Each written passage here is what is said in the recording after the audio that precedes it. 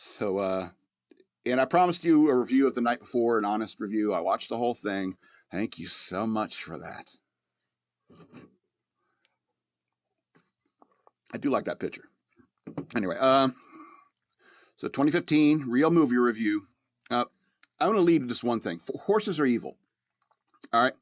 And you add human stupidity, it's a recipe for mayhem and danger. I'm surprised nobody got hurt. Even filming the scene, you know what I mean? Anyway, get the horse stuff out of the way. As I mentioned last time, it's very much, I'm Jewish and high. And when it comes to that particular scene, you know what I'm talking about, where he's blitzed out of his mind. He's talking to the people in the manger scene, what is that called? The nativity scene. And he runs into his wife. Apparently he's Jewish. He's even wearing the Star of David shirt, which pretty cool. But he goes into a restaurant and he's going to go get some drinks, and he like points at the Hasidim and he's like, "Hey, what's up, bro?" He's like, "I don't think you take religion seriously at all, bro." And I think the scene in the Catholic Church at midnight mass is proof of that, because that whole scene was written by a guy who thinks that, I don't know, like Jews and Catholics hate each other. That's what made that scene was funny for that reason. Because it kind of gives you an insight into Seth Rogen's mind. It's like, and so when Seth Rogen's writing this and he's thinking, what's the funniest thing that could happen here? And his idea was, I start freaking out over Jesus, and I start thinking, oh, no wonder they hate us. That's how they think we killed him. It's like, first of all, dude, the Jews didn't kill Jesus, okay? It was a small, like a provincial government, in Judea, who didn't like that Jesus was causing a ruckus and interfering on their power, and so they recommended to Rome that, hey, we hear you're crucifying people. How about this guy? And it was like, well, I got this multiple murderer Barabbas. Who do you want? Or Jesus? Who did they choose? It's not their fault. All right, it's not all of Jews' fault that this happened, okay? It's because Jesus was Jewish and living in a Jewish area, okay? So this whole idea is ridiculous. Also, it was kind of meant to happen. Who better than the chosen people to carry that out? But it's not all of you. It was just a couple of you back then in that moment. Anyway. And so he thinks like, I'll freak out. I'll puke in the church while I'm wearing the Star of David sweater.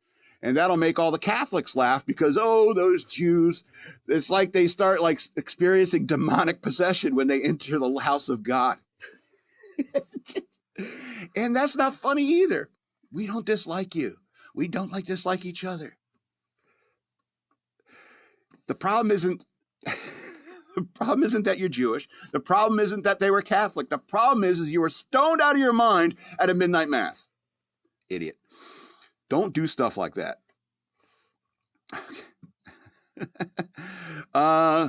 Yeah, so he's not serious about his faith at all.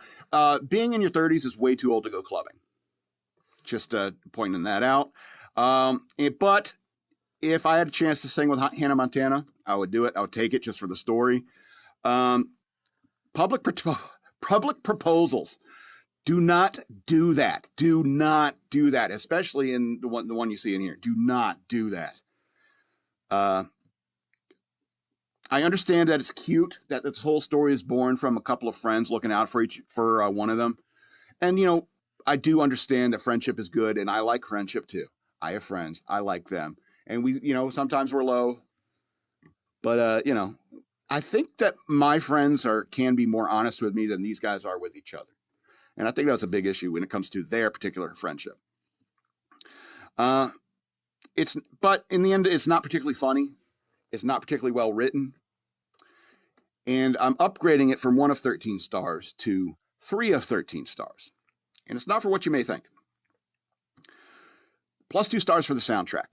Soundtrack is really good. When it comes to making a movie about a Christmas movie, there's lots of very familiar tunes you can choose to feature in your Christmas movie. But I think that the soundtrack of this movie is pretty damn good. considering. I mean, especially with considering the buffoonery with them on the walking piano. They stole the scene straight out of Big, and them singing in the karaoke bar.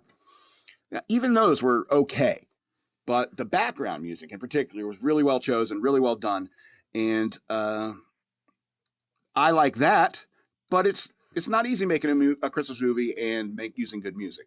All right, but the biggest problem with it, all those gray stars you see up there, it's because there's no real character arcs for any of these people. You know, it's like, I shouldn't rush into any relationship, head first.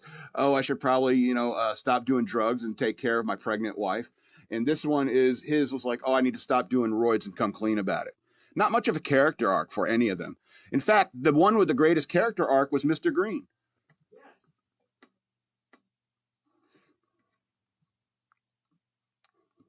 All right.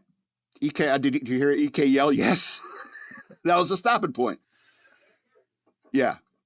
What's his name? Michael Shannon. Yeah, he's an intense looking guy. And so he's always good in a role like that. And so, knowing that it's a comedy and this way to use his intimidating manner is like, it makes me wonder if like guys who look like that and are constantly cast for looking intimidating and mean, if they're like real cut-ups and they're joking all the time in real life. Anyway. The madman loves you all, from the big to the small.